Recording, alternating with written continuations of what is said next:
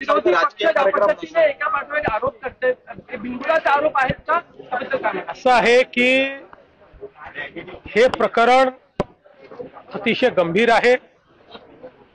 एका युवा डॉक्टरची आत्महत्या होणं आणि उद्विग्नतेनं तिने आपल्या हातावर अशा प्रकारे मजकूर लिहिणं यात निश्चितपणे तिच्या मनावर किती यातना झाल्या असतील हे आपल्याला पाहायला मिळतं।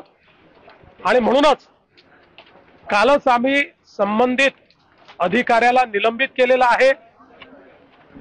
अटक करून आम्ही कारवाई सगळ्यांवर करतो आहोत आणि या प्रकरणामध्ये कोणालाही सोडलं जाणार नाही। विरोधी पक्षाच्या वतीनं जाणीवपूर्वक याला राजकीय रंग देण्याचा प्रयत्न होतोय, हे करणं काही योग्य नाहीये। मी एवढं स्पष्ट सांगतो की डायरेक्टली किंवा इनडायरेक्टली कोणीही याच्यामध्ये इन्व्हॉल्व आहे असा पुरावा मिळाला तर आम्ही सोडणार नाही, पण राजकारण करू नका।